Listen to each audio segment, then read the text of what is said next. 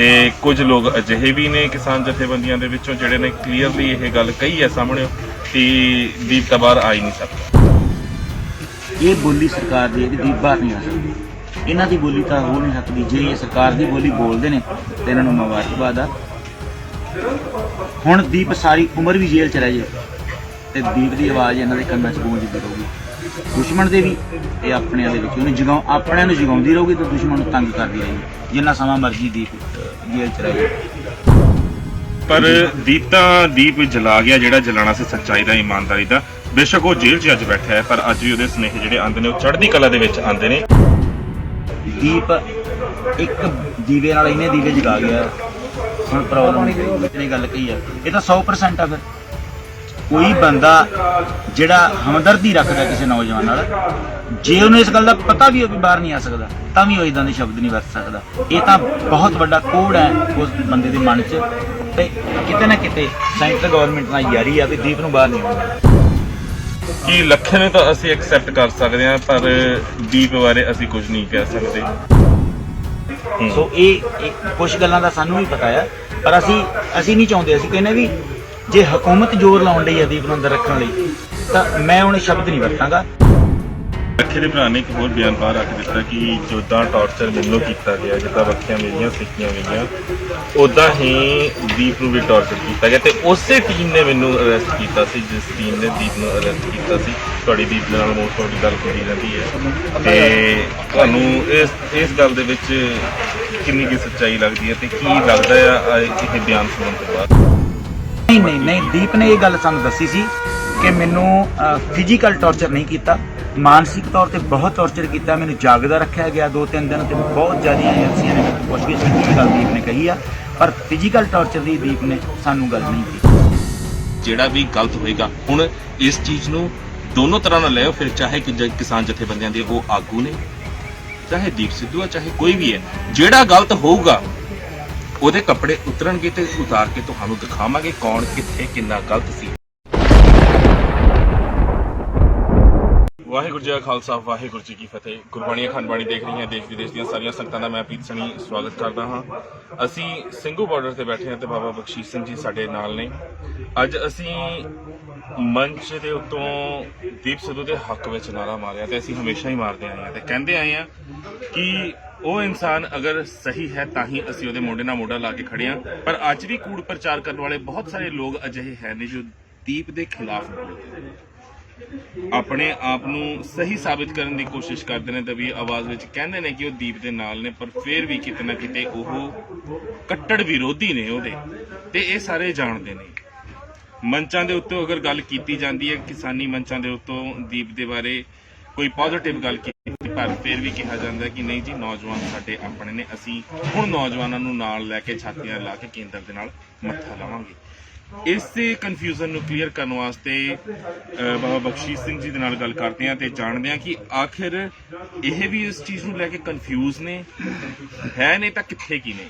ਵਾਹਿਗੁਰੂ ਜੀ ਕਾ ਖਾਲਸਾ, ਵਾਹਿਗੁਰੂ ਜੀ ਕੀ ਫਤਿਹ। ਵਾਹਿਗੁਰੂ ਜੀ ਕਾ ਖਾਲਸਾ, ਵਾਹਿਗੁਰੂ ਜੀ ਕੀ ਫਤਿਹ। ਕਿੱਥੇ ਕੀ ਤੁਹਾਨੂੰ ਕਨਫਿਊਜ਼ਨ ਲੱਗਦਾ ਕਿਉਂਕਿ ਸੰਗਤ ਵੀ ਸਭ ਕੁਝ ਦੇਖ ਰਹੀ ਹੈ। ਤੁਸੀਂ ਮੈਂ ਇਹ ਗੱਲ ਤੁਹਾਨੂੰ ਕਹਿਣਾ ਚਾਹੁੰਦਾ ਕਿ ਪਹਿਲੀ ਗੱਲ ਤੇ ਇਹ ਵੀ ਇਹਨਾਂ ਨੂੰ ਕਿਹੜੇ ਬੰਦੇ ਨੇ ਚਿੱਠੀ ਪਾਈ ਆ ਤੇ ਕੌਣ ਇਹਨਾਂ ਕੋਲ ਪੰਚਾਇਤ ਲੈ ਗਿਆ ਵੀ ਸਾਨੂੰ ਨਾਲ ਲੈ ਕੇ ਚੱਲੋ। ਤੁਸੀਂ ਕੌਣ ਹੁੰਦੇ ਹੋ ਸਾਨੂੰ ਨਾਲ ਲੈ ਕੇ ਚੱਲਣ ਵਾਲੇ, ਸਾਨੂੰ ਵੱਖ ਕਰਨਾ। ਇਹ ਸੰਘਰਸ਼ ਕਿਰਤੀ ਲੋਕਾਂ ਦਾ ਹੈ, ਕਿਸਾਨਾਂ ਦਾ ਹੈ। ਅਸੀਂ ਇਹ 'ਚ ਸਹਿਯੋਗੀ ਹਾਂ। ਠੀਕ ਹੈ ਜੀ। ਸਾਨੂੰ ਇਹਨਾਂ ਨੇ ਗੱਡੀਆਂ ਨਹੀਂ ਦੇਣੀਆਂ, ਸਾਨੂੰ ਇਹਨਾਂ ਨੇ ਪੈਸਾ ਨਹੀਂ ਦੇਣਾ, ਸਾਨੂੰ ਇਹਨਾਂ ਨੇ ਲੰਗਰ ਨਹੀਂ ਭੇਟ ਕਰਨਾ, ਸਾਨੂੰ ਇਹਨਾਂ ਨੇ ਜੁਰਤ ਨਹੀਂ ਦੇਣੀ ਹੈਗੀ ਦਿੱਲੀ ਦੇ ਖਿਲਾਫ ਲੜਨ ਦੀ। ਇਹ ਜੁਰਤ ਸਾਨੂੰ ਅਕਾਲ ਪੁਰਖ ਨੇ ਦਿੱਤੀ ਆ, ਸਾਡੇ ਗੁਰੂਆਂ ਨੇ ਦਿੱਤੀ ਆ। ਪੰਜਾਬ ਦੀ ਧਰਤੀ ਮਿੱਟੀ 'ਚੋਂ ਸਾਨੂੰ ਸਾਡੇ ਬਲੱਡ 'ਚੋਂ ਮਿਲੀ ਆ, ਉਹ ਕਿਸੇ ਨੇ ਖੋਹ ਨਹੀਂ ਲੈਣੀ। ਹਾਥੀ ਘੋੜੇ ਤਾਂਗੇ ਸਾਨੂੰ ਉਹ ਵੀ ਸਾਨੂੰ ਵਾਹਿਗੁਰੂ ਨੇ ਅਕਾਲ ਪੁਰਖ ਨੇ ਦਿੱਤੇ ਨੇ, ਕਿਸੇ ਦੀ ਦੇਣ ਨਹੀਂ। ਲੰਗਰ ਬਾਬੇ ਨਾਨਕ ਦਾ ਹੈ। ਸੋ ਇਹਨਾਂ ਦਾ ਕਿੱਥੇ ਤੇਲ ਫੁੱਕਦਾ ਵੀ ਸਾਨੂੰ ਨਾਲ ਲੈ ਕੇ ਚੱਲਣ। ਸਾਨੂੰ ਅੱਜ ਤੱਕ ਦੀਪ ਵੱਲੋਂ ਜਾਂ ਦੀਪ ਦੇ ਸਾਥੀਆਂ ਵੱਲੋਂ ਦੇਖੋ, ਪਹਿਲਾਂ ਕਈ ਵਾਰੀ ਸਾਨੂੰ ਦੱਬੀ ਸੋਚ 'ਚ ਗੱਲ ਕਰਨੀ ਚਾਹੀਦੀ ਸੀ ਵੀ ਅਸੀਂ ਦੀਪ ਦੀ ਸੋਚ ਦੇ ਨਾਲ ਆ ਜੀ, ਸਾਡਾ ਕੋਈ ਰਿਸ਼ਤਾ ਨਹੀਂ ਹੈਗਾ। ਹੁਣ ਅਸੀਂ ਇਸ ਗੱਲੋਂ ਇਨਕਾਰ ਨਹੀਂ ਕਰ ਸਕਦੇ। ਸਾਡਾ ਦੀਪ ਦੇ ਨਾਲ ਰਿਸ਼ਤਾ ਹੈ ਬਹੁਤ ਵੱਡਾ, ਸੋਚ ਦੇ ਨਾਲ ਵੀ ਆ ਤੇ ਰਿਸ਼ਤਾ ਵੀ ਹੈ। ਰਿਸ਼ਤਾ ਸਾਡਾ ਇੰਨਾ ਮਜ਼ਬੂਤ ਆ ਉਹਦੇ ਨਾਲ ਸਾਨੂੰ ਲੱਗਾ ਆ ਕਿ ਉਹ ਬੰਦਾ ਬਿਲਕੁਲ ਸੱਚਾ ਆ ਤੇ ਸੱਚ ਦੇ ਨਾਲ ਤੁਹਾਡਾ ਰਿਸ਼ਤਾ ਹੋਣਾ ਲਾਜ਼ਮੀ ਹੈ। ਬਿਲਕੁਲ। ਜੇ ਤੁਹਾਡਾ ਸੱਚ ਨਾਲ ਰਿਸ਼ਤਾ ਨਹੀਂ ਹੋਊਗਾ ਫਿਰ ਝੂਠ ਨਾਲ ਰਿਸ਼ਤਾ ਹੋਊਗਾ।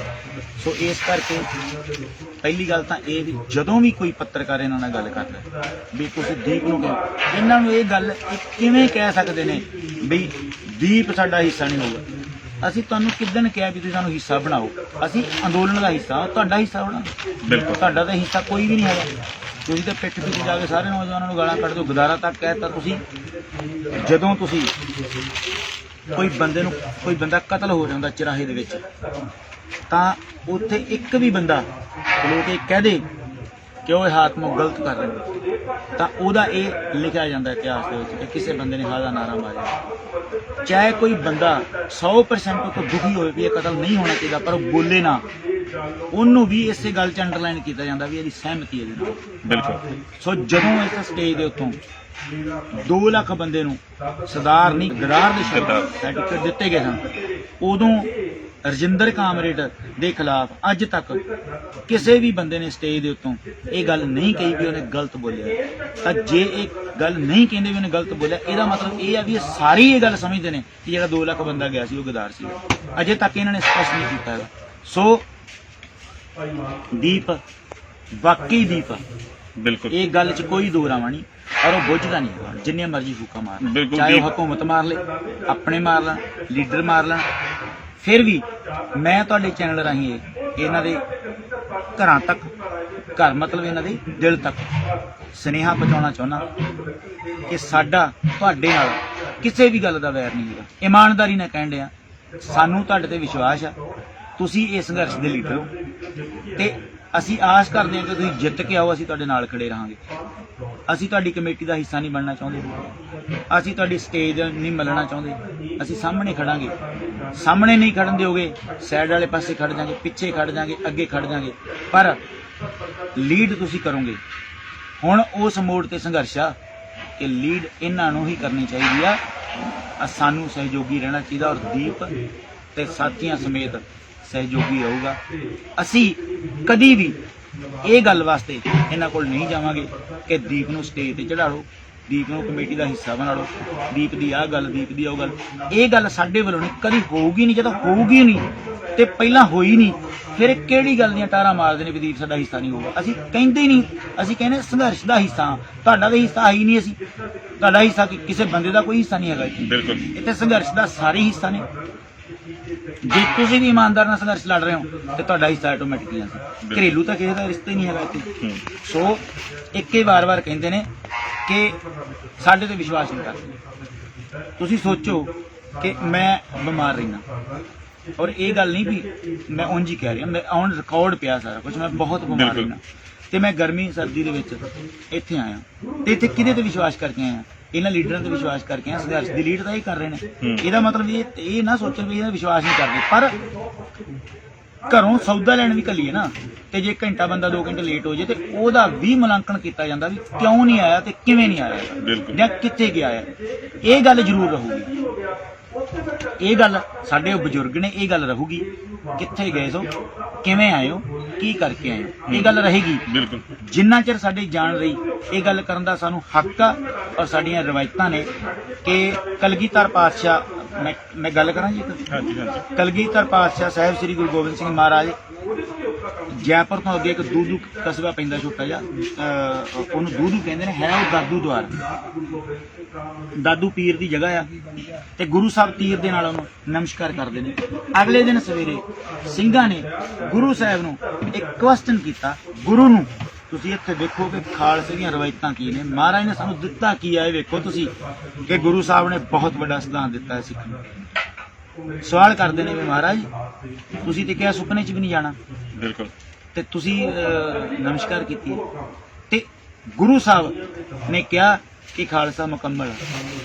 ਖਾਲਸਾ ਇੰਨਾ ਮੁਕੰਮਲ ਆ ਕਿ ਜਿਹੜੀ ਮਰਜ਼ੀ ਹਸਤੀ ਨੂੰ ਸਵਾਲ ਕਰ ਸਕਦਾ ਵੀ ਇੱਥੇ ਮੈਨੂੰ ਲੱਗਦਾ ਨੁਕਸਾ, ਤਾਂ ਸਾਹਮਣੇ ਵਾਲੇ ਦਾ ਇਮਾਨਦਾਰੀ ਚਾਹੀਦੀ ਆ ਕੋਈ ਸਾਨੂੰ ਸੈਟੀਸਫਾਈ ਕਰੇ। ਸ਼ੱਕ ਨਹੀਂ ਕਰਦੇ ਅਸੀਂ, ਪਰ ਸਵਾਲ ਤੇ ਕਰ ਹੀ ਸਕਦੇ ਆ। ਸਾਡਾ ਪਰਿਵਾਰ ਏ, ਅਸੀਂ ਨਹੀਂ ਸਵਾਲ ਕਰਾਂਗੇ ਕੌਣ ਕਰੂਗਾ? ਸਾਡੇ ਸਵਾਲ ਹੀ ਇਹਨਾਂ ਦੀ ਤਾਕਤ ਰਹਿਣਗੇ। ਜੇ ਅਸੀਂ ਸਵਾਲ ਕਰਾਂਗੇ, ਜੇ ਅਸੀਂ ਇਹਨਾਂ ਦੀ ਚਾਪਲੂਸੀ ਕਰਾਂਗੇ ਖਤਮ ਹੋ ਜਾਣਗੇ। ਸਵਾਲ ਕਰਾਂਗੇ ਤੇ ਜਿੱਤਣਗੇ, ਮਾੜੇ ਪਾਸੇ ਜਾਣਗੇ। ਅਸੀਂ ਸਵਾਲ ਕਰਾਂਗੇ ਤਾਂ ਸਹੀ ਟਰੈਕ ਤੇ ਰਹਿਣਗੇ, ਚਾਪਲੂਸੀ ਕਰਾਂਗੇ ਤੇ ਖਤਮ ਹੋ ਜਾਣਗੇ। ਵੀ ਬੜੇ ਵਧੀਆ ਨੇ ਜੀ, ਬੜੀ ਵਧੀਆ ਗੱਲ ਕਰਦੇ ਨੇ, ਬਹੁਤ ਸੋਹਣਾ ਜੀ, ਬੜਾ ਵਧੀਆ ਜੀ। ਨਾ, ਅਸੀਂ ਕਵਾਂਗੇ ਵੀ ਇੱਥੇ ਇਹ ਕਮੀ ਆ। ਇਹ ਗੱਲ ਦੀਪ ਨੇ ਪਹਿਲੇ ਦਿਨ ਹੀ ਕਹਿ ਦਿੱਤੀ ਸੀ, ਪ੍ਰੀਤੀ ਭੋਜ ਵਾਲੀ ਗੱਲ ਤੋਂ ਅਜੇ ਤੱਕ ਇਹਨਾਂ ਦੇ ਮਨ ਚ ਰੰਜਿਸ਼ ਆ, ਪਰ ਉਸ ਗੱਲ ਨੂੰ ਲਾਗੂ ਜ਼ਰੂਰ ਕੀਤਾ ਸੀ ਨਾ। ਇਸ ਗੱਲ ਲਈ ਅਸੀਂ ਇਹਨਾਂ ਦਾ ਕੋਟ ਧੰਨਵਾਦ ਕਰਦੇ ਹਾਂ ਕਿ ਤੁਸੀਂ ਉਸ ਗੱਲ ਨੂੰ ਲਾਗੂ ਕੀਤਾ ਤੇ ਲੱਗਾ ਲੋਕਾਂ ਨੂੰ ਕਿ ਤੁਸੀਂ ਦੁਸ਼ਮਣ ਨਾਲ ਗੱਲ ਕਰਨ ਦੇ। ਬਿਲਕੁਲ ਬਿਲਕੁਲ। ਪਰ ਦੀਪ ਜਲਾ ਗਿਆ ਜਿਹੜਾ ਜਲਾਣਾ ਸੀ ਸੱਚਾਈ ਦਾ, ਇਮਾਨਦਾਰੀ ਦਾ।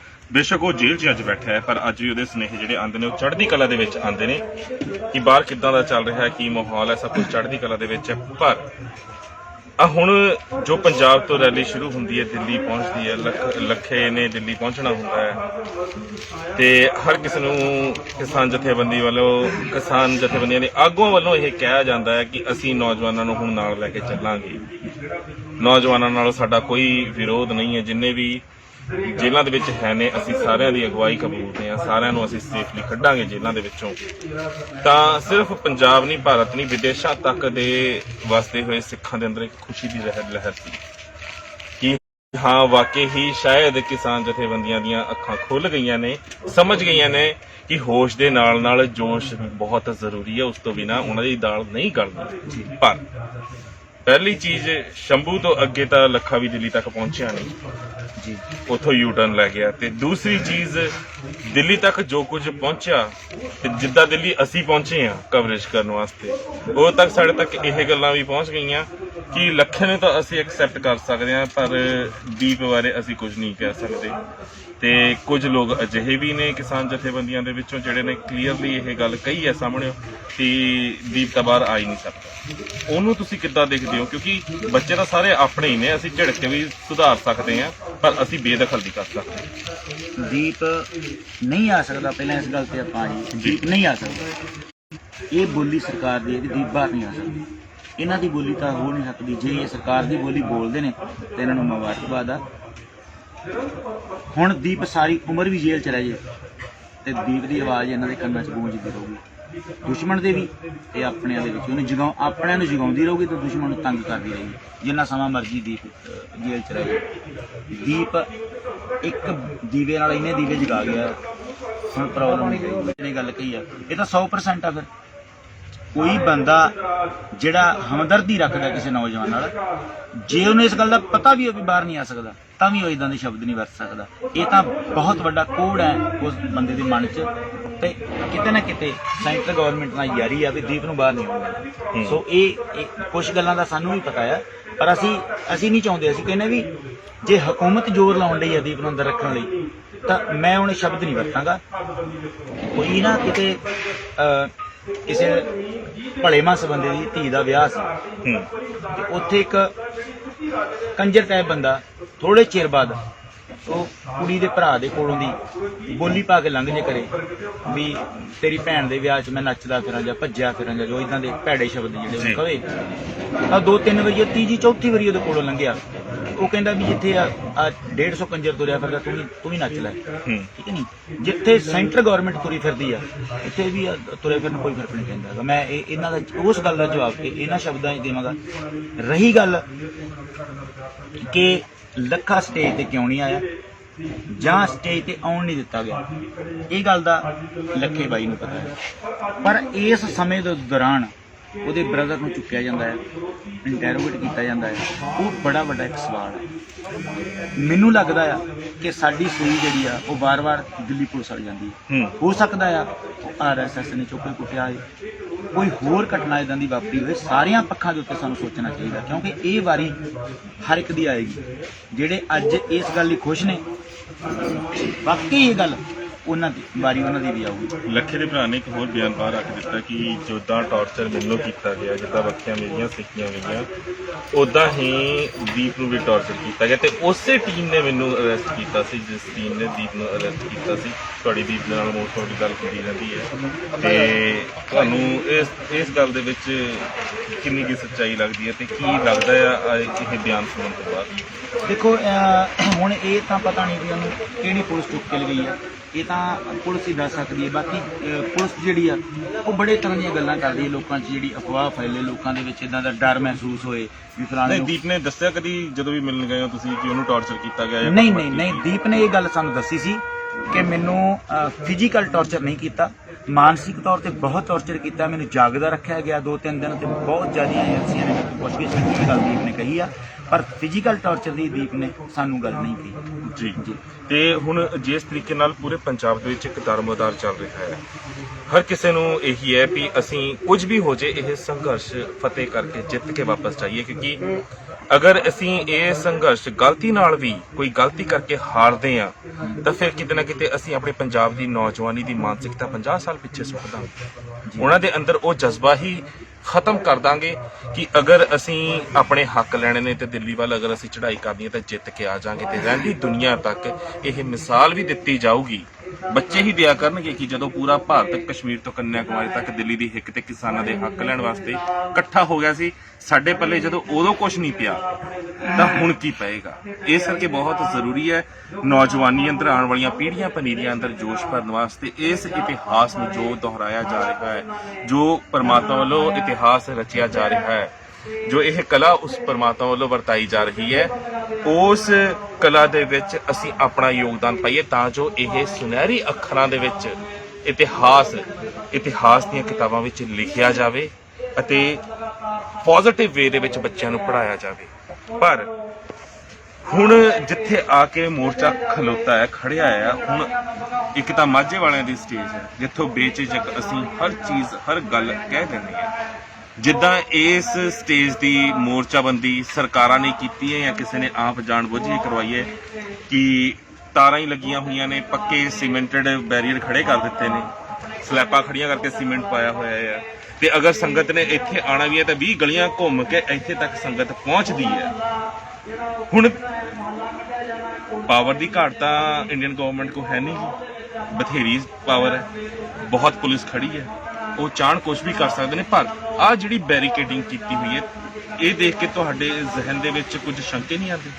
ਸ਼ੰਕੇ ਨਹੀਂ, ਮੈਂ ਸਪਸ਼ਟ ਕਰਾਂਗਾ, ਮੈਨੂੰ ਕਿਸੇ ਦਾ ਕੋਈ ਡਰ ਨਹੀਂ, ਨਾ ਮੈਂ ਇਲੈਕਸ਼ਨ ਲੜਿਆ ਜ਼ਿੰਦਗੀ 'ਚ, ਨਾ ਕਿਸੇ ਜਥੇਦਾਰ ਦਾ ਪ੍ਰਧਾਨ ਬਣਨਾ, ਮੈਂ ਪਿੰਡ ਦੇ ਸਰਪੰਚੀ ਦੇ ਇਲੈਕਸ਼ਨ ਵੀ ਲੜਨੀ ਜ਼ਿੰਦਗੀ 'ਚ, ਖਾੜ ਕੋਈ ਮਰਾਂਗਾ ਮੈਂ ਤਾਂ ਜ਼ਿੰਦਗੀ 'ਚ। ਇਹ ਜਿਹੜੀ ਬੈਰੀਕੇਡਿੰਗ ਆ ਇਹ ਸਿਰਫ ਮਾਝੇ ਵਾਲੀ ਜਥੇਬੰਦੀ ਕਰਕੇ ਕੀਤੀ ਗਈ ਆ। ਮੈਂ ਇਹ ਗੱਲ ਸਮਝਦਾ, ਅੱਜ ਜਦੋਂ ਵੇਖੀ ਆ ਮੇਰੇ ਮਨ ਦੇ ਵਿੱਚ ਇੰਨਾ ਰੋਸ ਆਇਆ ਇਹਨਾਂ ਪ੍ਰਤੀ ਕਿ ਸੰਯੁਕਤ ਮੋਰਚੇ ਵਾਲਿਓ ਮੋਦੀ ਤੋਂ 3 ਕਾਨੂੰਨ ਵਾਪਸ ਕਰਾਉਣ ਤੁਰੇ ਆ। 4 ਫੁੱਟ ਦਾ ਇੱਕ ਨਾਕਾ ਜਿਹੜਾ ਆ ਉਹ ਤੁਹਾਡੇ ਨੱਕ ਦੇ ਥੱਲੇ ਸੰਗਤ ਘੱਟੇ 'ਚ ਮਰ ਕੇ ਸਟੇਜ ਤੱਕ ਪਹੁੰਚਦੀ ਆ, ਉਹਨੂੰ ਕਿਉਂ ਨਹੀਂ ਖਿਲਾਇਆ ਜਾਂਦਾ? ਇਹ ਤੇ ਛੋਟੀ ਜਿਹੀ ਗੱਲ ਆ। ਬਿਲਕੁਲ। ਕੀ ਕਿਹੜੇ ਰੋਡ ਰੋਕਣ ਦੀ ਗੱਲ ਕਰਦੇ ਆ, ਕਿਹੜੇ ਦਿੱਲੀ ਦੇ ਹਿੱਕ ਤੇ ਚੜਨ ਦੀ ਗੱਲ ਕਰਦੇ ਆ, ਕਿਹੜਾ ਲਾਲ ਕਿਲੇ ਨੂੰ ਬੰਨ ਕੇ ਲਿਆਉਣ ਦੀ ਗੱਲ ਕਰਦੇ ਆ ਟਰੈਕਟਰ ਮਗਰ ਪਾ ਕੇ, ਤੇ ਇੱਕ 4 ਫੁੱਟ ਦੀ ਗਲੀ ਨਹੀਂ ਖੁਲਾਈ ਜਾਣ ਦੀ। ਤੇ ਗੱਲ ਅਸੀਂ ਕਰਨੇ ਆ ਵੀ ਮੋਦੀ ਨੂੰ ਘੜੀਸ ਕੇ ਲਿਆਵਾਂਗੇ। ਅੱਜ ਸੰਯੁਕਤ ਮੋਰਚੇ ਦੀ ਸਟੇਜ ਦੇ ਉੱਤੇ ਮਤਾ ਪਾਇਆ ਜਾਏ ਕਿ ਜੇ ਇਹ ਨਹੀਂ ਖੋਲਿਆ ਜਾਂਦਾ ਤੇ KMP ਵੀ ਨਹੀਂ ਖੁੱਲੂਗਾ। ਜਾਂ ਤਾਂ ਇਹ ਬੰਦ ਰੱਖਣਗੇ ਜਾਂ ਇਹ ਖੋਲਣਗੇ ਜਾਂ KMP ਬੰਦ ਰਹੂਗਾ। ਇੱਕ ਵਾਰੀ ਐਲਾਨ ਤਾਂ ਕਰਨ। ਮੈਂ ਦਾਅਵੇ ਨਾਲ ਕਹਿਣਾ ਕਿ ਪੰਜਾਬ ਦੇ ਨੌਜਵਾਨ ਇਸ ਗੱਲ ਲਈ ਮਾਝੇ ਵਾਲੇ ਘਰ ਚੋਂ ਨਿਕਲ ਕੇ ਆਉਣਗੇ। ਜਿਹੜੀ ਅੱਜ ਮੈਂ ਵੇਖੀ ਇੱਥੇ, ਇਹ ਤਾਂ ਮੈਨੂੰ ਲੱਗਾ ਵੀ ਸਾਨੂੰ ਆਪਣੇ ਹੀ ਮਾਰ ਰਹੇ ਨੇ ਕਿਤੇ ਨਾ ਕਿਤੇ, ਵੀ ਇਹ ਜਿਹੜਾ ਰੂਟ ਬੰਦ ਕੀਤਾ ਆ, ਸਰਕਾਰ ਨੂੰ ਇਹ ਰੂਟ ਬੰਦ ਕਰਨ ਦਾ ਕੀ ਫਾਇਦਾ? ਇੱਕ ਨੱਕਾ ਬੰਦ ਕਰਨ ਦਾ ਸਰਕਾਰ ਨੂੰ ਕੀ ਫਾਇਦਾ? ਜੇ ਵਾਕਈ ਸਰਕਾਰ ਨੇ ਸਾਰਾ ਕੁਝ ਕੀਤਾ ਹੈ ਤਾਂ ਫਿਰ ਇਹਦੇ ਖਿਲਾਫ ਸੰਯੁਕਤ ਮੋਰਚੇ ਵਾਲੇ ਗੱਲ ਕਿਉਂ ਨਹੀਂ ਕਰਦੇ? ਆਪਣੇ ਭਰਾਵਾਂ ਦਾ ਰਾਹ ਕਿਉਂ ਨਹੀਂ ਖੋਲਦੇ? ਜਦੋਂ ਕਿ ਇਹ ਸਟੇਜ ਜਿਹੜੀ ਆ ਉਸ ਮੋਰਚੇ ਦੀ ਪੂਰਕ ਆ। ਇਹ ਵੱਖਰੀ ਸਟੇਜ ਵੱਖਰੀ ਲੱਗੀ, ਇਹਦਾ ਰੂਪ ਕੋਈ ਵੱਖਰਾ ਨਹੀਂ ਹੈਗਾ। ਬਿਲਕੁਲ, ਇਹ ਉਹਦੀ ਪੂਰਕ ਆ, ਉਹਨਾਂ ਦੀ ਗੱਲ ਤੇ ਚੱਲਦੀ, ਉਹਨਾਂ ਦੇ ਨਾਲ ਖੜੇ ਨੇ, ਇੱਕੋ ਟੀਚਾ ਆ ਤੇ ਇੱਕੋ ਹੀ ਗੱਲਬਾਤ ਆ। ਸਿਰਫ ਇੰਨੀ ਗੱਲ ਆ ਕਿ ਸਟੇਜ ਵੱਖਰੀ ਆ, ਸਟੇਜ ਟਿੱਕਰੀ ਬਾਰਡਰ ਦੀ ਵੱਖਰੀ ਆ, ਹੋਰ ਸਟੇਜਾਂ ਲੱਗੀਆਂ ਨੇ, ਇਹਦੇ ਨਾਲ ਕੋਈ ਫਰਕ ਨਹੀਂ ਪੈਣਾ। ਗੱਲ ਇਹ ਵੀ ਸਾਡੀ ਸੋਚ ਇੱਕ ਚਾਹੀਦੀ ਆ ਤੇ ਸਾਡਾ ਟੀਚਾ ਇੱਕ ਚਾਹੀਦਾ। ਟੀਚਾ ਪੰਨੂ ਪੰਧੇਰ ਦਾ ਵੀ ਉਹੀ ਆ, ਟੀਚਾ ਸੰਯੁਕਤ ਮੋਰਚੇ ਦਾ ਵੀ ਉਹੀ ਆ। ਫਿਰ ਇੱਥੋਂ ਸਿਰਫ 1 ਕਿੱਲੇ ਦੀ ਵਾਹੀ ਆ, ਇਹ ਸੰਗਤ ਕਿਲੋਮੀਟਰ ਧੱਕੇ ਖਾ ਕੇ ਸਟੇਜ ਤੇ ਪਹੁੰਚਦੀ ਹੈ। ਇਸ ਗੱਲ ਦਾ ਨੋਟਿਸ ਕਿਉਂ ਨਹੀਂ ਲੈਂਦੇ ਹੈਗੇ? ਮੈਂ ਤੁਹਾਡੇ ਚੈਨਲ ਰਾਹੀਂ ਇਹਨਾਂ ਨੂੰ ਕਹਾਂਗਾ ਕਿ ਥੋੜਾ ਬੜਾ ਸੋਚੋ ਤੇ ਇਹ ਗੱਲ ਦਾ ਇੱਥੋਂ ਸਟੇਜ ਤੋਂ ਐਲਾਨ ਕਰੋ ਵੀ ਜੇ ਸਾਡਾ ਰਾਹ ਨਾ ਖੁੱਲਿਆ ਤੇ ਤੁਹਾਡਾ KMP ਅਸੀਂ ਖੁੱਲਣ ਨਹੀਂ ਦੇਣਾ। ਕਹਿਣ ਤਾਂ ਸੀ ਇੱਕ ਵਾਰੀ ਜਾਮ ਲੋਕੀ ਆਪੇ ਕਰ ਲੈਣਗੇ। ਲੋਕਾਂ ਨੂੰ ਪਤਾ ਅਸੀਂ ਕਿੰਨੇ ਔਖੇ ਆ, ਆ ਹੀ ਬਹਿ ਜਾਣਗੇ ਜਾ ਕੇ ਉੱਥੇ, ਆ ਹੀ ਟਰੱਕ ਗੱਡੀਆਂ ਲੈ ਕੇ ਬਹਿ ਜਾਣਗੇ ਵੀ ਜਿੰਨਾ ਉਹ ਖੋਲੋ, ਕਿਉਂਕਿ ਇਸ ਆ ਜਿਹੜਾ ਗਲਿਆਰਾ ਬੰਦ ਕੀਤਾ ਹੈ ਇਹ ਤਾਂ ਸੰਗਤ ਨੂੰ ਸਿੱਧਾ ਤੰਗ ਕਰਨ ਲਈ। ਜੇ ਉਹਨਾਂ ਨੇ ਸੰਗਤ ਨੂੰ ਇੱਥੇ ਤੰਗ ਕਰਨਾ ਆ ਤੇ ਫਿਰ ਇੱਕ ਨਾਕਾ ਪਿੱਛੇ ਕਿਉਂ ਨਹੀਂ ਲਾਉਂਦੇ? ਉੱਥੋਂ ਤੇ ਪੁਲਿਸ ਕਹਿੰਦੀ ਆ ਇਧਰ ਕੋ ਜਾਓ, ਇਧਰ ਕੋ ਆਗੇ ਕਿਸਾਨ ਮੋਰਚਾ, ਇਧਰ ਕੋ ਜਾਓ, ਕਹਿੰਦੇ ਨੇ ਕਿ ਨਹੀਂ ਕਹਿੰਦੇ? ਫਿਰ ਪੰਨੂ ਪੰਧੇਰਾਂ ਨਾਲ ਕਿਹੜੀ ਦੁਸ਼ਮਣੀ ਆ ਕਿ ਇਹਨਾਂ ਦੀ ਸਟੇਜ ਤੇ ਆਉਣ ਲਈ ਨਾਕਾ ਲਾਇਆ ਜਾਂਦਾ? ਇਹਨਾਂ ਨਾਲ ਕੋਈ ਖਾਸ ਦੁਸ਼ਮਣੀ ਆ ਤੇ ਦੂਜਿਆਂ ਨਾਲ ਰਿਸ਼ਤੇਦਾਰੀ ਆ? ਇਹ ਕਿਵੇਂ ਗੱਲ ਹੋ ਸਕਦੀ ਹੈ? ਇਹ ਬੜਾ ਵੱਡਾ ਪ੍ਰਸ਼ਨ ਚਿੰਨ੍ਹ ਅੱਜ ਮੈਂ ਵੇਖਿਆ, ਮੈਂ ਪਹਿਲਾਂ ਇਹ ਵੇਖਿਆ ਨਹੀਂ ਸੀ ਹੈਗਾ, ਅੱਜ ਮੈਂ ਵੇਖਿਆ। ਇਹ ਬੜੀ ਵੱਡੀ ਘਾਟ ਆ। ਮੇਰੀ ਬੇਨਤੀ ਆ ਸੰਯੁਕਤ ਮੋਰਚੇ ਵਾਲਿਆਂ ਨੂੰ ਕਿ ਇਹਦੇ ਉੱਤੇ ਸਖਤ ਸਟੈਂਡ ਲੈਣ, ਇਹ ਰਾਹ ਖਿਲਾਉਣ ਚਾਹੀਦਾ। ਬਿਲਕੁਲ ਜੀ, ਹਰ ਕਿਸੇ ਦੇ ਜ਼ਹਿਨ ਦੇ ਵਿੱਚ ਇਹ ਸਵਾਲ ਆਉਂਦਾ ਆ। ਜਿੱਦਾਂ ਬਾਬਾ ਬਖਸ਼ੀਸ਼ ਜੀ ਦੇ ਜ਼ਹਿਨ ਦੇ ਵਿੱਚ ਸਵਾਲ ਹੈ, ਜਦੋਂ ਪਹਿਲੇ ਵਾਰ ਮੈਂ ਦੇਖਿਆ ਸੀ ਕਿ ਕਿੱਦਾਂ ਬੈਰੀਕੇਡਿੰਗ ਕਰ ਰਹੇ ਨੇ, ਕਿੱਦਾਂ ਪੱਕੀਆਂ ਸਲੈਬਾਂ ਜੋੜ ਕੇ ਸੀਮੈਂਟ ਦੀਆਂ ਵਿੱਚ ਬਜਰੀ ਸੀਮੈਂਟ ਭਰਿਆ ਜਾ ਰਿਹਾ ਹੈ, ਉਹ ਜਦੋਂ ਦੇਖ ਕੇ ਨਾ ਰੂਹ ਆਪਣੇ ਆਪ ਅੰਦਰੋਂ ਕੰਬ ਗਈ ਸੀ ਤੇ ਅੱਖਾਂ ਭਰ ਆਈਆਂ ਸੀ। ਕਿਉਂਕਿ ਅਸੀਂ ਕੇਂਦਰ ਨਾਲ ਮੱਥਾ ਲਾਈ ਬੈਠੇ ਹਾਂ, ਤੇ ਜਦੋਂ ਅਸੀਂ ਕੇਂਦਰ ਦੇ ਨਾਲ ਮੱਥਾ ਲਾਇਆ ਹੋਇਆ ਹੈ, ਉਦੋਂ ਅਗਰ ਅਸੀਂ ਭਰਾ ਮਾਰੂ ਜੰਗ ਦੇ ਵਿੱਚ ਉਲਝ ਕੇ ਅਗਰ ਰਹਿ ਜਾਾਂਗੇ ਨਾ, ਵੀ ਉਸ ਮੰਚ ਦੇ ਉੱਤੋਂ ਸਾਡੇ ਖਿਲਾਫ ਥੋੜਾ ਜਿਹਾ ਬੋਲਿਆ ਜਾਂਦਾ, ਕਿਸੇ ਦੇ ਖਿਲਾਫ ਨਹੀਂ ਬੋਲਿਆ ਜਾਂਦਾ, ਮਾਫ ਕਰਨਾ, ਕੌਮ ਦੇ ਹੱਕ ਵਿੱਚ ਬੋਲਿਆ ਜਾਂਦਾ। ਤੇ ਹਰ ਕਿਸੇ ਨੂੰ ਇਜਾਜ਼ਤ ਹੈ ਕੌਮ ਦੇ ਹੱਕ ਵਿੱਚ ਆਪਣੇ ਖੁੱਲ੍ਹੇ ਵਿਚਾਰ ਪੇਸ਼ ਕਰਨ ਦੀ। ਉਹ ਮੰਚ ਹੀ ਨਹੀਂ ਕਹਾ ਸਕਦਾ ਜਿੱਥੇ ਰਿਸਟ੍ਰਿਕਸ਼ਨਸ ਹੋਣ, ਜਿੱਥੇ ਪਟਾ ਪਾ ਕੇ ਬੰਦਾ ਸਟੇਜ ਤੇ ਚੜਾਇਆ ਜਾਵੇ ਕਿ ਤੁਸੀਂ ਇੰਨੀ ਹੀ ਗੱਲ ਕਰਨੀ ਹੈ, ਇਸ ਦਾ ਨਾਮ ਲੈਣਾ ਹੈ ਤੇ ਇਹਦਾ ਨਹੀਂ ਲੈਣਾ। ਕਿਉਂਕਿ ਸ਼ੰਭੂ ਮੋਰਚੇ ਦੀ ਸਟੇਜ ਅਸੀਂ 2 ਮਹੀਨੇ ਲਗਾਤਾਰ ਲਾਈਵ ਕੀਤੀ ਹੈ ਤੇ ਸ਼ੰਭੂ ਮੋਰਚੇ ਤੇ ਚਾਹੇ ਕੋਈ ਸਾਡਾ ਆਪਣਾ ਹੈ, ਬਗਾਨਾ ਹੈ, ਕੋਈ ਕਦੀ ਰਿਸਟ੍ਰਿਕਸ਼ਨਸ ਨਹੀਂ ਸੀ ਲਾਈਆਂ ਹੋਈਆਂ। ਜਿਹਨੇ ਜੋ ਆਪਣੇ ਦਿਲ ਦੀ ਗੱਲ ਕਰਨੀ ਹੈ, ਆਓ ਕਰੋ ਤੇ ਜਾਓ। ਤੇ ਤਾਂ ਹੀ ਉਹ ਦਿਲ ਦੀ ਆਵਾਜ਼ ਦੇਸ਼ਾਂ ਵਿਦੇਸ਼ਾਂ ਦੀ ਸੰਗਤ ਤੱਕ ਪਹੁੰਚੀ ਸੀ। ਤੇ ਜਿਨ੍ਹਾਂ ਨੂੰ ਇਹ ਗਲਤਫਹਿਮੀ ਹੈ ਕਿ ਦਿੱਲੀ ਦੀ ਹਿੱਕ ਦੇ ਉੱਤੇ ਇੰਨਾ ਇਕੱਠ ਜਿਹੜਾ ਹੈਗਾ ਆ ਸ਼ਾਇਦ ਸਾਡੇ ਕਰਕੇ ਹੋ ਗਿਆ, ਤੇ ਉਹ ਗਲਤਫਹਿਮੀ ਕੱਢ ਦਿਓ। ਇਸ ਦੇ ਵਿੱਚ ਸਾਰਿਆਂ ਦਾ ਬਰਾਬਰ ਦਾ ਯੋਗਦਾਨ। ਪਰ ਹੁਣ ਜਿੱਥੇ ਆ ਕੇ ਅਸੀਂ ਖੜ ਗਏ ਹਾਂ, ਉੱਥੇ ਵੀ ਕੁਰਸੀਆਂ ਦੀ ਫਿਰ ਤੋਂ ਕਿਤੇ ਨਾ ਕਿਤੇ ਦੌੜ ਲੱਗ ਗਈ ਹੈ। ਕੇਂਦਰ ਨਾਲ ਮੱਥਾ ਲਾਇਆ, ਜਿੱਤਾਂਗੇ ਨਹੀਂ ਜਿੱਤਾਂਗੇ, ਸ਼ਾਇਦ ਤੁਸੀਂ ਉਹ ਬੈਕ ਫਿੱਟ ਕਰਕੇ ਇਹਦੇ ਵਿੱਚ ਉਲਝ ਗਏ ਹੋ ਕਿਹੜੇ ਮੰਚ ਦੇ ਉੱਤੇ ਕੀ ਪ੍ਰਚਾਰਿਆ ਜਾ ਰਿਹਾ, ਕਿਹੜਾ ਕਿਹਦੇ ਬਾਰੇ ਕੀ ਬੋਲ ਰਿਹਾ ਹੈ। ਤੇ ਦੀਪ ਅਸੀਂ ਐਕਸੈਪਟ ਕਰਨਾ ਹੈ ਨਹੀਂ ਕਰਨਾ, ਲੱਖਾ ਅਸੀਂ ਕਰ ਲਿਆ, ਲੱਖੇ ਦੇ ਅੱਗੇ ਵੀ ਕੰਡੀਸ਼ਨਸ ਰੱਖੀਆਂ ਜਾਂਦੀਆਂ ਨੇ ਵੀ ਉਹਦੇ ਵੀ ਇੱਕ ਵਾਰ ਪਟਾ ਪਾਈਏ ਤੇ ਉਸ ਤੋਂ ਬਾਅਦ ਉਹਨੂੰ ਕਹੀਏ ਵੀ ਬੋਲਣਾ ਆ ਜਾਂ ਭੁਗਤਣਾ ਆ ਤਾਂ ਸਾਡੇ ਹੱਕ ਵਿੱਚ ਭੁਗਤੇਗਾ, ਬੋਲਣਾ ਆ ਇੰਨਾ ਬੋਲੇਗਾ। ਤੇ ਹੁਣ ਰੀਜ਼ਨ ਸਾਨੂੰ ਨਹੀਂ ਪਤਾ ਸਟੇਜ ਤੱਕ ਕਿਉਂ ਨਹੀਂ ਪਹੁੰਚਿਆ। ਰੀਜ਼ਨ ਇਹ ਵੀ ਹੋ ਸਕਦਾ ਕਿ ਇਹੀ ਰੀਜ਼ਨ ਹੋਵੇ, ਲੱਖਾ ਆਪ ਹੀ ਨਾ ਸਟੇਜ ਤੱਕ ਗਿਆ ਹੋਵੇ। ਹੁਣ ਇਹ ਜਿਹੜੀਆਂ ਚੀਜ਼ਾਂ ਹੈਗੀਆਂ ਨੇ, ਇਹ ਸਿਰਫ ਤੁਹਾਨੂੰ ਸਾਨੂੰ ਦੁਖੀ ਨਹੀਂ ਕਰਦੀਆਂ, ਇਹ ਉਸ ਹਰ ਜਾਗਦੀ ਜ਼ਮੀਰ ਵਾਲੇ ਸਿੱਖ ਨੂੰ ਦੁਖੀ ਕਰਦੇ ਨੇ ਜਿਹੜਾ ਚਾਹੁੰਦਾ ਹੈ ਕਿ ਇਹ ਮੋਰਚਾ ਜਿੱਤਿਆ ਜਾਵੇ। ਪਰ ਹੁਣ ਮਾਝੇ ਵਾਲਿਆਂ ਦੀ ਇਹ ਅਗਰ ਸਟੇਜ ਲੱਗੀ ਹੋਈ ਹੈ, ਉਸ ਦੇ ਉੱਤੇ ਮੈਂ ਵੀ ਕੱਲ ਆਇਆ ਸੀਗਾ, ਮੈਂ ਵੀ ਕੱਲ ਖੁੱਲ੍ਹ ਕੇ ਗੱਲ ਕੀਤੀ। ਹੁਣ ਤੁਸੀਂ ਵੀ ਗੱਲ ਕੀਤੀ ਹੈ, ਖੁੱਲ੍ਹ ਕੇ ਗੱਲ ਕੀਤੀ ਹੈ, ਭੈਣ ਵੀ ਬੋਲੀ ਹੈ, ਖੁੱਲ੍ਹ ਕੇ ਬੋਲੀ ਹੈ। ਪਰ ਉਸ ਸਟੇਜ ਦੇ ਉੱਤੇ ਜਦੋਂ ਅਸੀਂ ਬੈਠਦੇ ਹਾਂ, ਦੀਪ ਦੀ ਗੱਲ ਹੁੰਦੀ ਹੈ, ਦੀਪ ਸਿੱਧੂ ਦਾ ਨਾਮ ਹੀ ਆਉਂਦਾ ਤਾਂ ਮਾਈਕ ਖੋਹ ਲਏ ਜਾਂਦਾ। ਡਰ ਕਾਹਦਾ ਹੋਣਾ? ਮੈਂ ਇੱਕ ਗੱਲ ਵਧਾਈ ਦੇਵਾਂਗਾ ਸਰਦਾਰ ਸਤਨਾਮ ਸਿੰਘ ਪੰਨੂ ਤੇ ਪੰਧੇਰ ਭਾਈ ਨੂੰ ਕਿ ਸੱਚੀ ਅੱਜ ਦੂਜੀ ਵਾਰ ਜਿੰਨੀ ਮੇਰੀ ਜ਼ਿੰਦਗੀ ਆ ਦੂਜੀ ਵਾਰੀ ਇਹ ਮਾਣ ਮਹਿਸੂਸ ਹੋਇਆ ਕਿ ਮੇਰਾ 4 ਮਿੰਟ ਦਾ ਟਾਈਮ ਸੀ ਤੇ ਮੇਰਾ ਸੁਭਾਅ ਹੈ ਕਿ ਜੇ ਮੈਨੂੰ 4 ਮਿੰਟ ਦਾ ਟਾਈਮ ਦੇਣ ਤੇ ਮੈਂ 3:50 ਤੇ ਹੀ ਖਤਮ ਕਰ ਦੇਣਾ ਆਪਣਾ ਟਾਈਮ, ਵੀ ਕਿਸੇ ਨੂੰ ਮੇਰਾ ਪਜਾਮਾ ਜਾਂ ਕਮੀਜ਼ ਖਿੱਚਣੀ ਨਾ ਪਏ। ਪਰ ਇੱਥੇ ਸੰਗਤ ਆਨੰਦ 'ਚ ਸੀ, ਸਾਰੇ ਸਾਥੀ ਆਨੰਦ ਸੀ। ਸਟੇਜ ਸੈਕਟਰੀ ਜਿਹੜਾ ਆ ਉਹਨੇ ਮੇਰੇ ਨਾਲ ਝਾਕਿਆ ਵੀ ਨਹੀਂ, ਔਰ ਮੈਂ ਬੇਬਾਕੀ ਨਾਲ ਆਪਣੇ ਵਿਚਾਰ ਰੱਖੇ ਨੇ ਬਿਨਾਂ ਕਿਸੇ ਡਰ ਦੇ, ਬਿਨਾਂ ਔਰ ਇੱਕ ਵੀ ਬੰਦੇ ਨੇ ਕਿੰਤੂ ਪਰੰਤੂ ਨਹੀਂ ਕੀਤੀ ਹੈਗੀ ਤੁਸੀਂ ਕੀ ਬੋਲ ਰਹੇ ਹੋ ਤੇ ਕੀ ਨਹੀਂ ਬੋਲ ਰਹੇ। ਔਰ ਕੋਈ ਕੰਡੀਸ਼ਨ ਨਹੀਂ ਸਟੇਜ ਤੇ ਚੜ੍ਹਨ ਦੀ ਵੀ ਆਹੀ ਬੋਲਣਾ ਆ, ਇਹ ਕੋਈ ਕੰਡੀਸ਼ਨ ਨਹੀਂ ਸੀ ਹੈਗੀ। ਇਹਨਾਂ ਹਾਲਾਤਾਂ 'ਚ ਅਸੀਂ ਰਹੇ ਤਾਂ ਜ਼ਰੂਰ ਜਿੱਤ ਕੇ ਜਾਵਾਂਗੇ। ਬਿਲਕੁਲ ਜੀ, ਜ਼ਰੂਰ ਜਿੱਤ ਕੇ ਜਾਵਾਂਗੇ। ਗੱਲ ਉਹੀ ਹੈ ਕਿ ਅਗਰ ਸਾਡੀ ਨੀਅਤ ਚੰਗੀ ਹੈ ਤੇ ਨੀਤੀ ਚੰਗੀ ਹੈ ਤਾਂ ਹੋ ਹੀ ਨਹੀਂ ਸਕਦਾ ਕੇਂਦਰ ਨਾ ਝੁਕੇ। ਝੁਕਣ ਨੂੰ ਤਾਂ ਕੇਂਦਰ ਬਹੁਤ ਪਹਿਲਾਂ ਝੁਕ ਜਾਂਦੇ, ਪਰ ਮੈਨੂੰ ਕਹਿੰਦੇ ਆ ਗੁਰੇਜ਼ ਨਹੀਂ ਹੋਊਗਾ, ਬੀੜੀਆਂ 'ਚ ਬੱਟੇ ਸਾਡੇ ਆਪਣਿਆਂ ਦੇ ਹੀ ਪਏ। ਸਮਾਂ ਆਉਣ ਤੇ, ਕਿਉਂਕਿ ਇਹ ਇਤਿਹਾਸ ਲਿਖਿਆ ਜਾ ਰਿਹਾ ਹੈ, ਅਜੇ ਤੱਕ ਲਿਖਿਆ ਜਾ ਰਿਹਾ ਹੈ ਇਹ ਇਤਿਹਾਸ, ਤੇ ਉਦੋਂ ਤੱਕ ਲਿਖਿਆ ਜਾਏਗਾ ਜਦੋਂ ਤੱਕ ਅਸੀਂ ਜਿੱਤ ਕੇ ਵਾਪਸ ਨਹੀਂ ਪਰਤਦੇ। ਤਾਂ ਇਸ ਇਤਿਹਾਸ ਵਿੱਚ ਸਭ ਕੁਝ ਦਰਜ ਹੋ ਰਿਹਾ ਹੈ।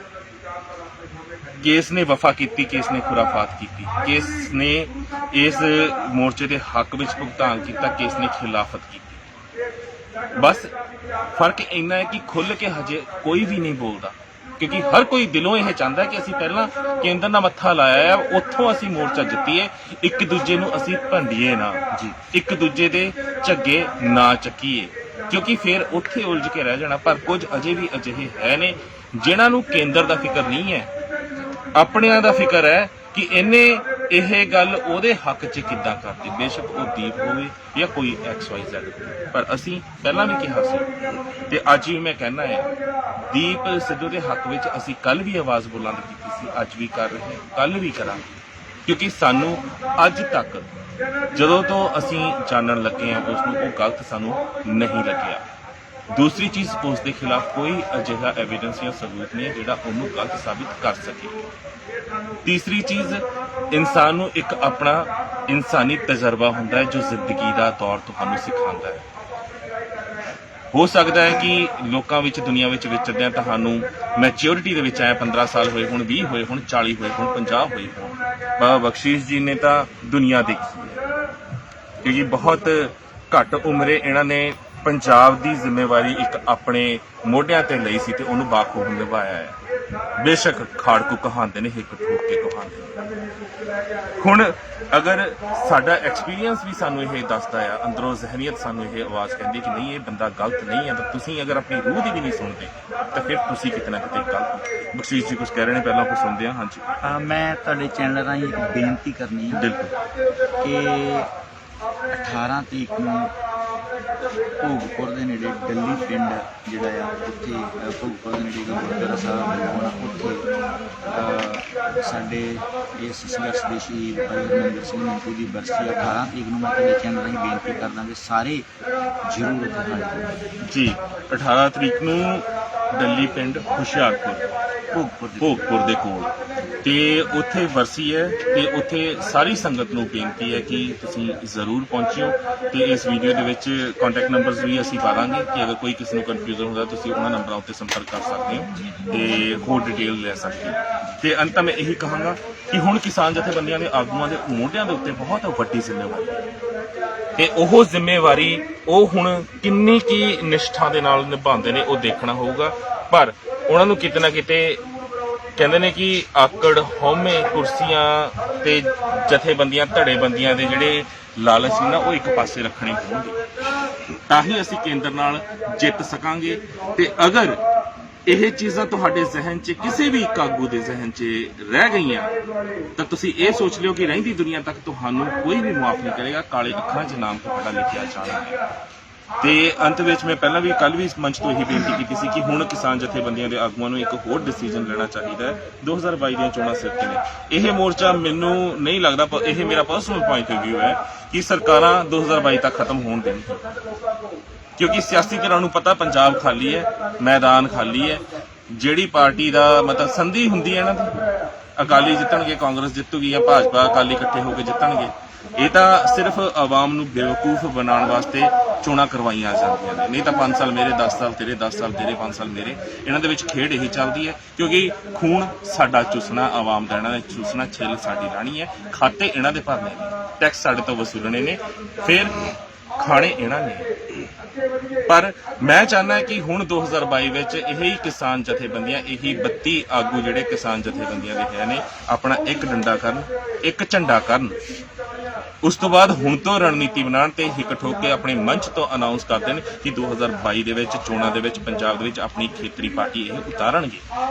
ਤੁਸੀਂ ਇਸ ਦੇ ਨਾਲ ਸਹਿਮਤ ਹੋ? ਕੀ ਸੋਚਦੇ ਹੋ? ਮੇਰਾ ਆਪਣਾ ਪਰਸਨਲ ਥਾਟ ਹੈ। ਮੈਂ ਬਿਲਕੁਲ ਕਹਿਣਾ ਕਿ ਤੁਹਾਨੂੰ ਪੰਜਾਬ ਨੂੰ ਇਹਦੀ ਸਖਤ ਲੋੜ ਆ, ਕਿਉਂਕਿ ਜੇ ਅਸੀਂ ਉਹਨਾਂ ਨੂੰ ਹੀ ਜਿਤਾਉਣਾ ਆ, ਉਹਨਾਂ ਨੂੰ ਲੈ ਕੇ ਆਉਣਾ ਜਿਹੜੇ ਮੁੱਖ ਮੰਤਰੀ ਹੁੰਦਿਆਂ ਹੋਇਆਂ ਵੀ ਪੰਜਾਬ ਦੀ ਹੋਣੀ ਦਾ ਡੱਕਾ ਤੱਕ ਨਹੀਂ ਤੋੜਦੇ।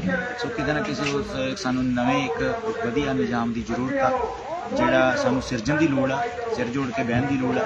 ਬਾਕੀ ਤੁਹਾਡਾ ਸੁਨੇਹਾ ਜਿਹੜਾ ਆ ਬਹੁਤ ਵਧੀਆ, ਤੁਹਾਡੀ ਸੋਚ ਹੈ ਕਿ ਬੱਤੀਆਂ ਦਾ ਝੰਡਾ ਇੱਕ, ਬਿਲਕੁਲ ਇੱਕ ਝੰਡਾ, ਇੱਕ ਸੋਚ, ਤੇ ਉਹਦੇ ਨਾਲ ਸਾਨੂੰ ਪੰਜਾਬ 'ਚ ਉਤਰਨਾ ਚਾਹੀਦਾ।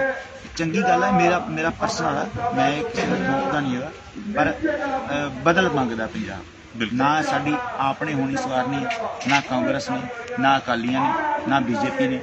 ਸਾਨੂੰ ਬਦਲ ਦੇਣਾ ਹੀ ਪਊਗਾ। ਇਹ ਗੱਲ ਵੱਖਰੀ ਆ ਕਿ ਉਹਦੇ ਲਈ ਪਹਿਲ ਕਿਵੇਂ ਦੀ ਹੁੰਦੀ ਆ, ਸਹੂਲਤਾਂ ਨਾਲ ਹੁੰਦੀ ਆ, ਕੱਚੇ ਪੈਰੀ ਹੁੰਦੀ ਆ। ਸਮੱਤ ਬਖਸ਼ੇ ਵਾਹਿਗੁਰੂ ਕਿ ਪਹਿਲਾਂ ਅਸੀਂ ਇੱਕ ਛੋਟੇ ਜਿਹੇ ਖਿੱਤੇ 'ਚ 32-34 ਜਥੇਬੰਦੀਆਂ ਉਹਨਾਂ ਨੂੰ ਇੱਕ ਕਰ ਲਈਏ। ਜਦੋਂ ਅਸੀਂ ਇੱਕ ਹੋ ਗਏ, ਇੱਕ ਇਹ 'ਚ ਬਰਕਤ ਆ, ਢਾਲਾਂਗੇ ਇਹਨਾਂ ਨੂੰ ਫਿਰ ਅਸੀਂ। ਬਿਲਕੁਲ ਜੀ ਬਿਲਕੁਲ। ਪਰ ਸਭ ਤੋਂ ਵੱਡਾ ਸਵਾਲ ਇਹ ਹੈ ਕਿ ਕੀ 32 ਜਥੇਬੰਦੀਆਂ ਆਪਣਾ ਝੰਡਾ ਇੱਕ ਕਰਨਗੀਆਂ?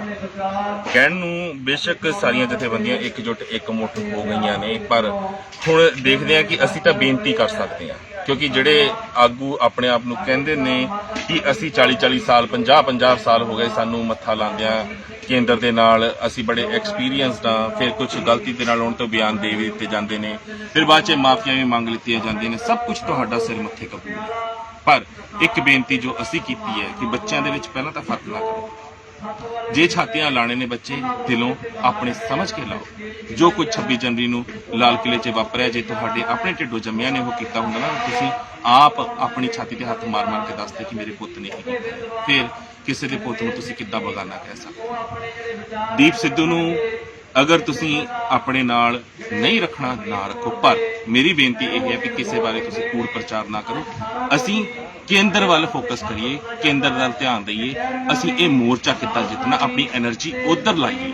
ਆਪਣਿਆਂ ਦੇ ਨਾਲ ਤੁਹਾਨੂੰ ਕੋਈ ਗਿਲਾ ਸ਼ਿਕਵਾ ਹੈ, ਆਪਣਿਆਂ ਵਿੱਚੋਂ ਕਿਸੇ ਨੇ ਗਲਤੀ ਨਾਲ ਕੋਈ ਖਤਾ ਕੀਤੀ ਵੀ ਹੈ, ਅਸੀਂ ਆਪਣੇ ਘਰ ਜਾ ਕੇ ਆਪਣੇ ਬੱਚਿਆਂ ਨੂੰ ਦੱਸਾਂਗੇ।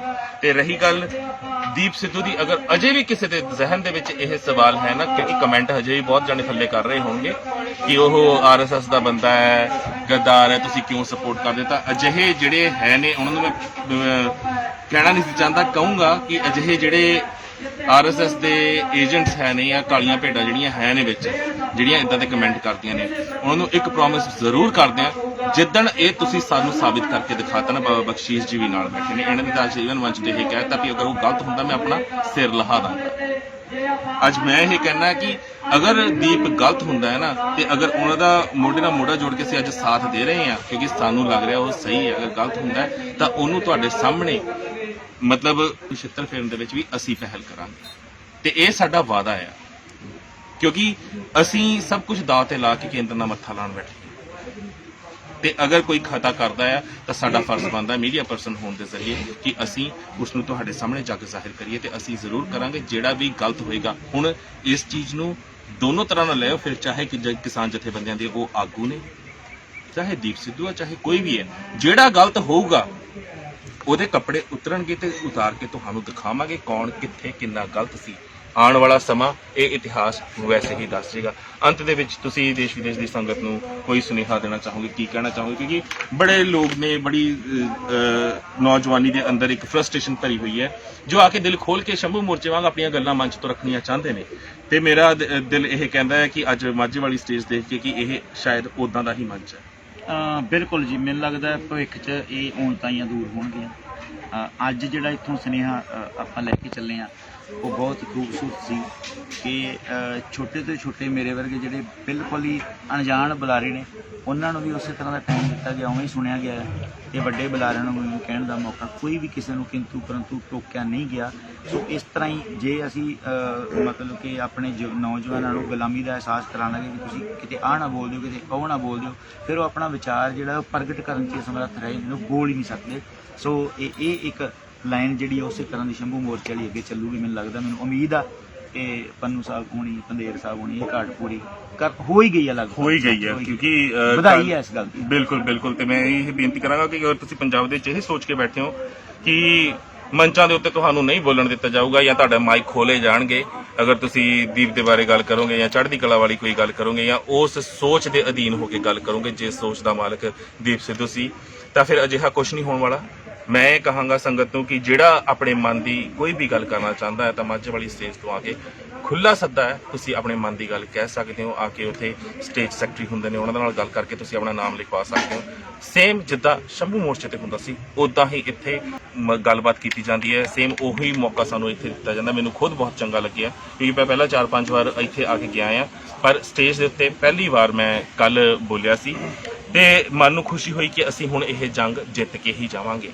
ਹੁਣ ਅਗਰ ਕਿਸੇ ਨੇ ਖਤਾ ਕਰਨ ਦੀ ਸੋਚੀ ਵੀ ਹੈ ਤਾਂ ਵੀ ਅਸੀਂ ਉਹਨੂੰ ਖਤਾ ਨਹੀਂ ਕਰਨ ਦਿੰਦੇ, ਕਿਉਂਕਿ ਉਹ ਵੀ ਲੋਕ ਹੁਣ ਸਮਝ ਗਏ ਨੇ ਜਿਹੜੇ ਵਿਕਣ ਦੀਆਂ ਸੋਚ ਰਹੇ ਸੀ ਕਿ ਇਹ ਮੁਮਕਿਨ ਨਹੀਂ ਹੈ।